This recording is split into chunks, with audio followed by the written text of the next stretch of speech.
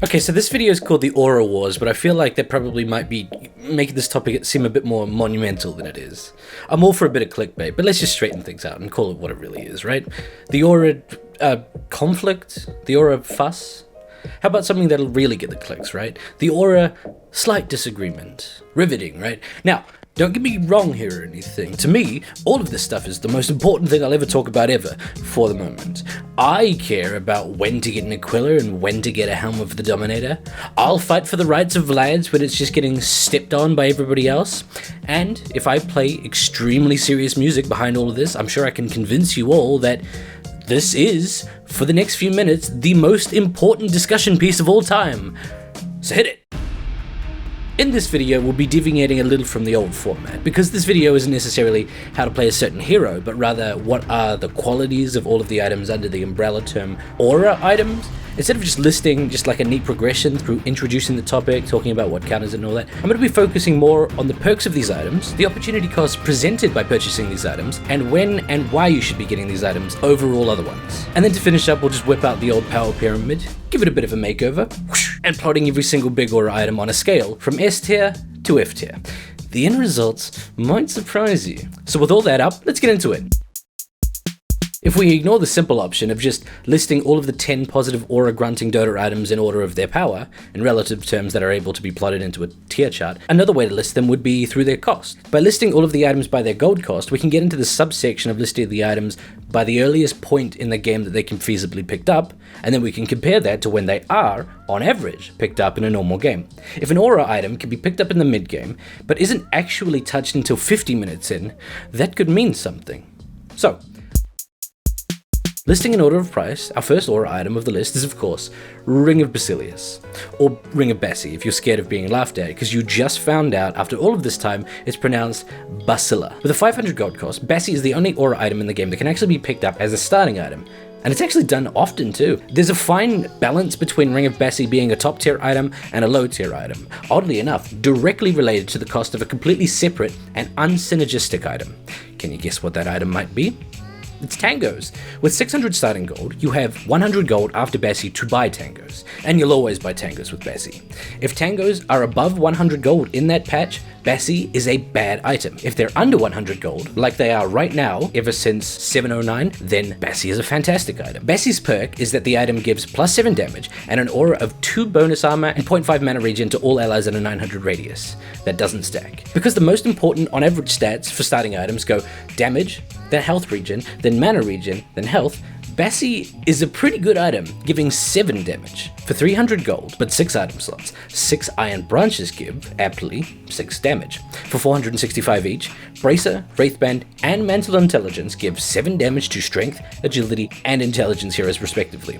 For melees, 200 gold for Quelling Blade gives 24 damage on creeps, and 6 Fairy Fires is 240 gold and 12 damage. And yet we know that the Iron Branch strat and the Fairy Fire strat, while being the most cost efficient in the short term, aren't ever actually picked up, because in the long run, all the other items build into further items. Bassi, of course, builds into 2 very important items that we're going to be talking about later on anyway.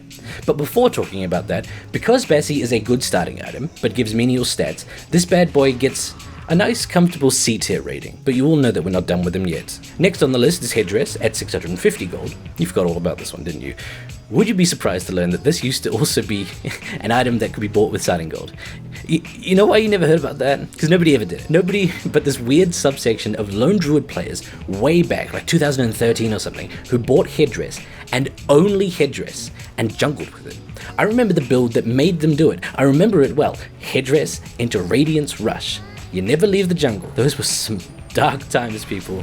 What's worst about it is that I was one of those lone druid players. Suffice it to say, we've gotten a lot better as a society, brought on by the direct fact that we barely ever get this item, except in the cases where it builds into other, more better items. Headdress isn't really an item in itself, really. It's a component of other items, and that's fair, that's fine. It gives 2 HP regen to all allies in the classic and default 900 radius that nearly all auras share, and to give us a baseline to compare all the other items to, this one sadly gets an F. The next item to get an F rating is of course Ring of Aquila.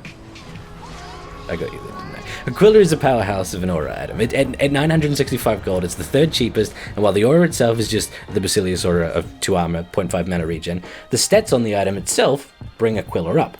This is an agility item. It's built out of a Ring of Bessie and a Wraith Band, the early game edgy item. For an agility hero, this bad boy gives 16 damage, higher than all other items and only rivaled by Phase Boots with 24 damage. But it's also 400 gold more expensive. This is an item that nearly each and every agility hero should pick up, if they can. So, why the hell did a Winter Wyvern and Int support pick it up in a TI8 main stage game? Oh, has Aquila just become so good that it transcends its perceived purpose to just become an item forever and always? Like Wand? Short answer, yes. Weirdly, with all this praise, it can only really get an A rating on account of it not being the aura that makes it great. This is the list praising auras, not just items with auras in them. In this hypothetical scenario, we are a nameless, faceless hero who was given the choice between any and all of the aura items in order to help his team win the game. In that context, there's some that are even better than Aquila, even though by itself, this item is fantastic.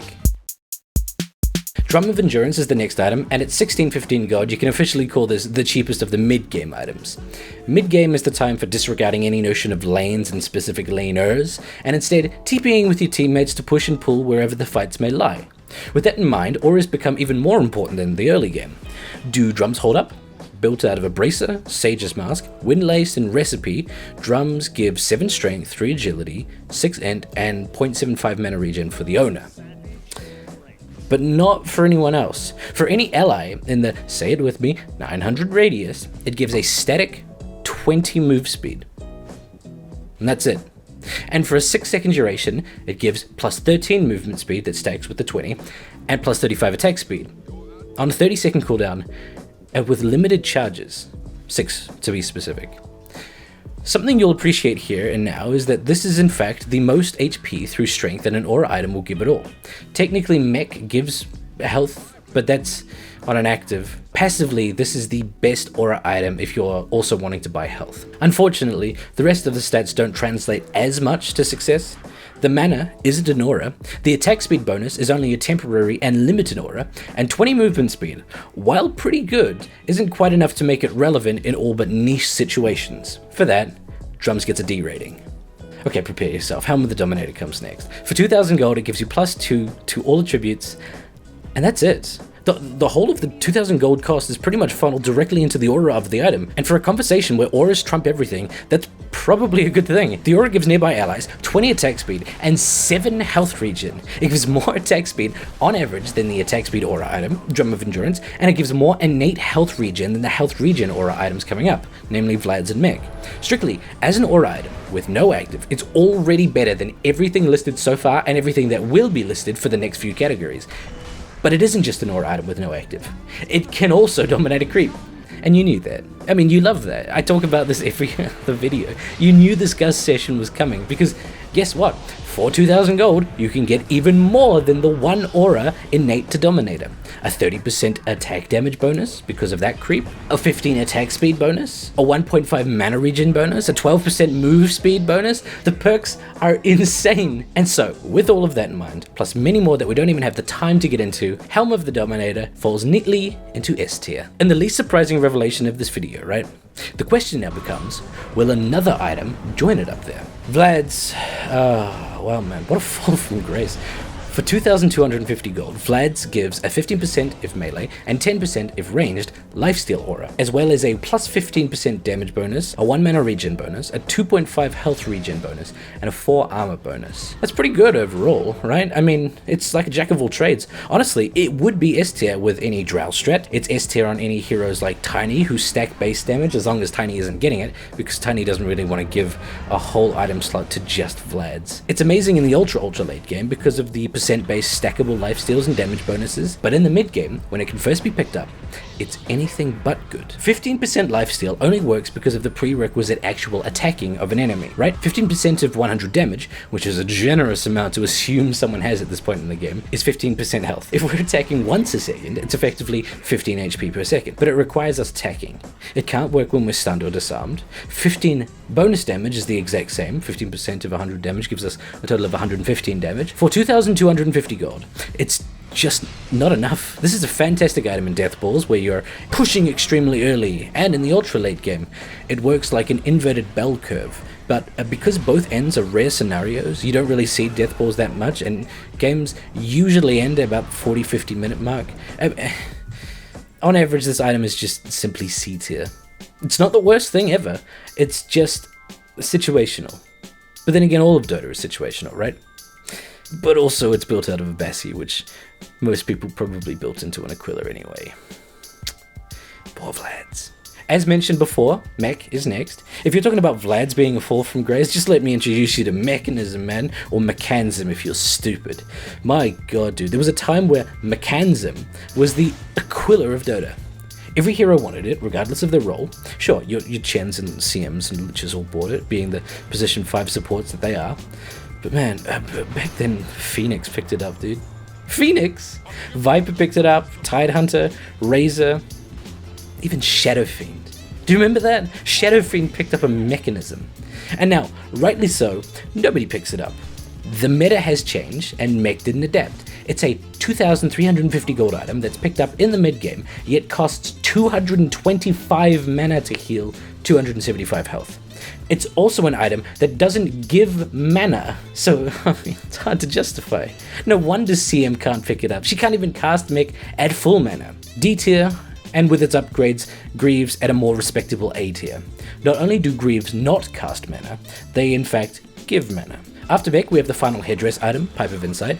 At 3150, it's pushing it, but I think we can still probably call this a mid-game item, right? It's the quintessential magic resistance aura item. No other item directly counters a spell-based enemy team. Mech heals, sure, but that's indirect. Helm can dominate a creep with the mana-resistant cloak aura, but again, indirect. Pipe gives 2 HP regen and 10% mana regen, which, granted, isn't much. It's complemented by an active 400 magic damage shield that lasts for 12 seconds. Against a team of extreme magic damage, or just Zeus, just if there is a Zeus, there's probably no better item than Pipe. So I think we've just got our first B, simply because it's countered by physical damage. And finally, our first and only late game aura item. At 5250 gold, we have Assault Cuirass. It's not built out of any other aura item, but gives 25 attack speed, 5 armor, and is a completely unique perk to the aura items listed thus far, a negative aura towards enemies. Ooh! It lowers unit and structure armor by 5. Okay, so that's a 10 armor differential when you're fighting. Oh wow, okay. Well, first off, while it's expensive as hell, in late game when you're trying to just end the goddamn game, it's definitely a benefit as it helps twofold in destroying towers and the Ancient, with its attack speed bonus and negative building armor. So a definite A. It's a definite A tier. But wait a second. Is that it? Do you think that's it? You think this is every aura item in the game, don't you? My lord, dude, this is just half of them. This is just the beginning of this discussion. In part 2, we will delve into the unconventional, but technically still aura items. Negative aura items are still aura items, regardless of what you say. I'm looking forward to the controversy. One of them, I know I'm going to have to fight tooth and nail to convince you that it's an aura item. Look forward to that.